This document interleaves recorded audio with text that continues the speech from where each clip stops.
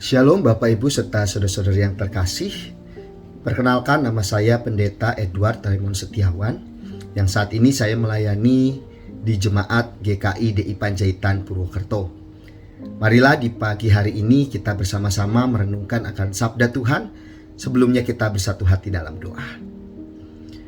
Tuhan Allah kami, sungguh kami bersyukur Engkau telah menyertai kami, membimbing kami, sehingga pada saat ini pun kami diberikan kesempatan untuk bersama-sama merenungkan sebagian dari sabda-Mu. Ya Bapa, pimpinlah, biarlah kiranya sabda-Mu ini boleh kami terima dengan sukacita, dan kami siap menghadirkannya di dalam kehidupan kami hari demi hari. Terima kasih ya Bapa, di dalam nama Tuhan Yesus Kristus kami berdoa. Amin. Umat Tuhan yang terkasih, saya akan bacakan satu bagian Alkitab yang terambil dari 1 Timotius 6. 1 Timotius pasalnya yang ke-6, ayatnya yang ke-6 sampai ayatnya yang ke-10.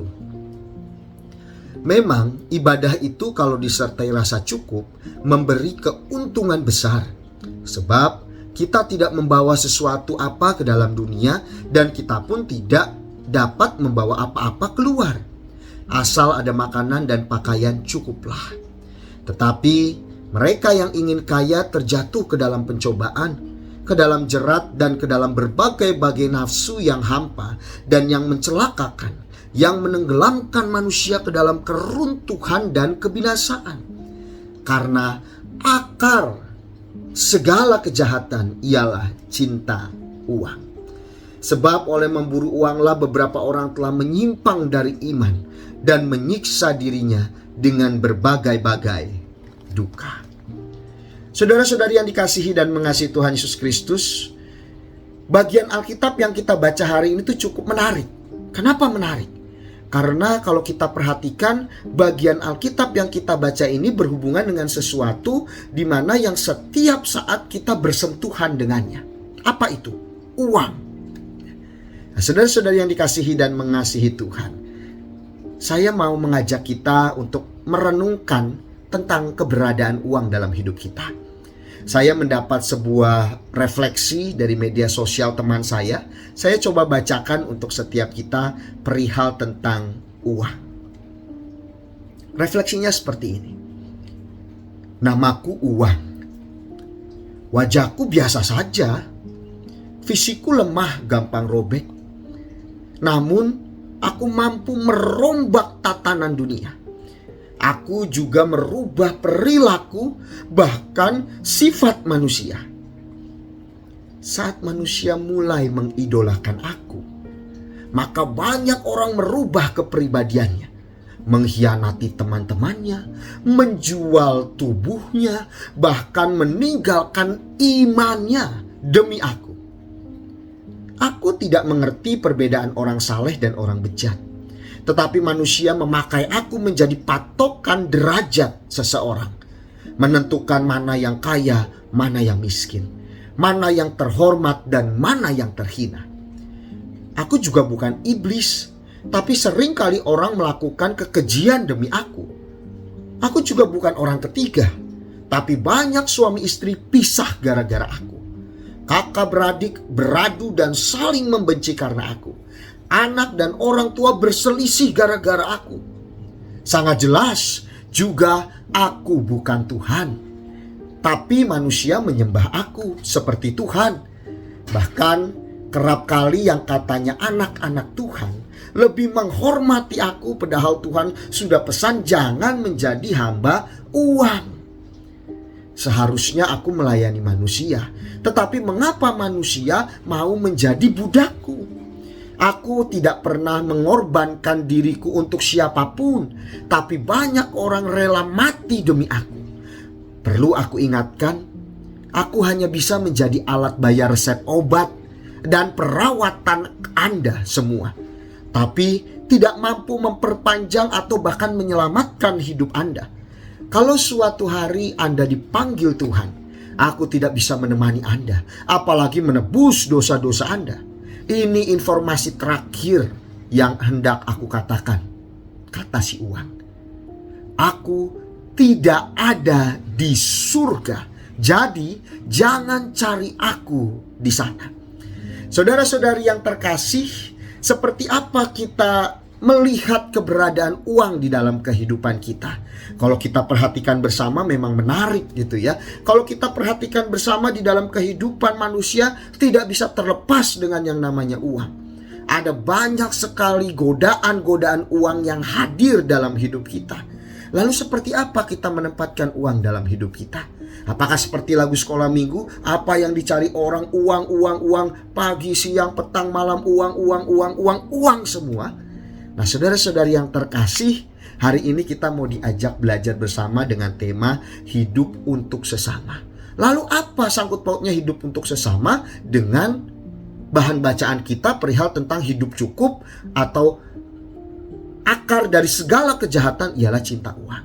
Nah, saudara-saudara yang terkasih, kita mau lihat dulu satu bagiannya di dalam ayat yang ke-10 yang menjadi yang menarik, di mana di sana dikatakan karena akar segala kejahatan ialah cinta uang. Siapa yang jahat? Apakah uangnya yang jahat?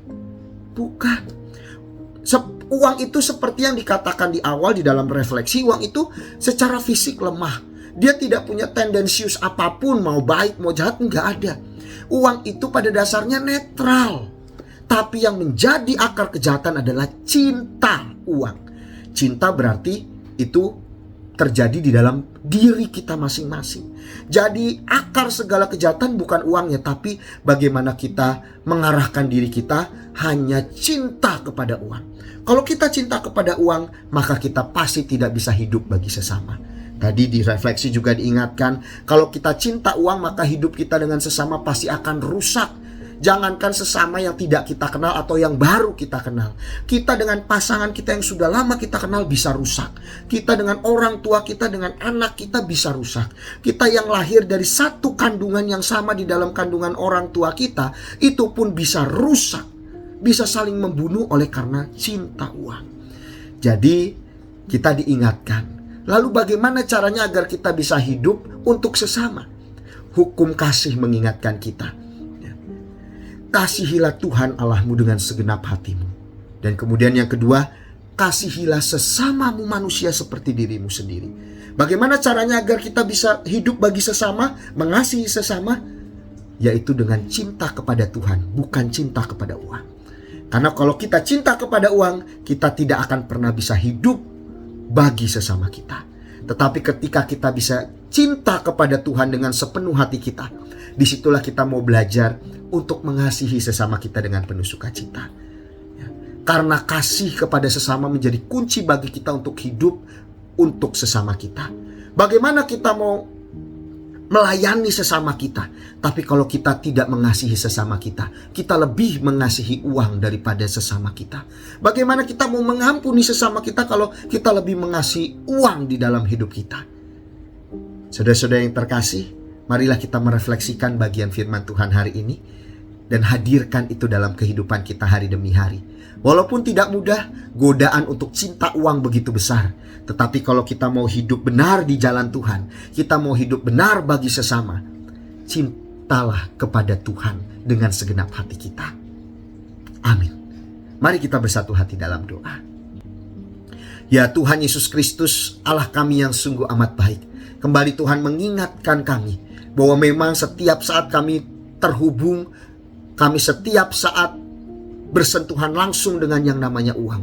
Namun ya Bapa, kami mau belajar untuk tidak menghadirkan rasa cinta kami kepada uang.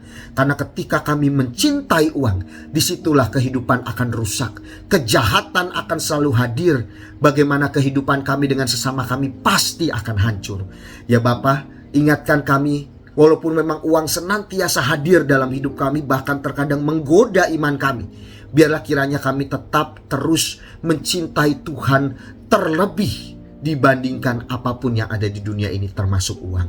Ya Bapa, biarlah kiranya kami boleh mencintai sesama kami karena kami telah mencintai Tuhan terlebih dahulu. Terima kasih Tuhan, dengan penuh rasa syukur dan terima kasih.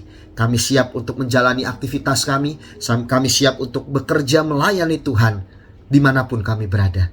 Di dalam nama Tuhan Yesus Kristus kami berdoa. Amin.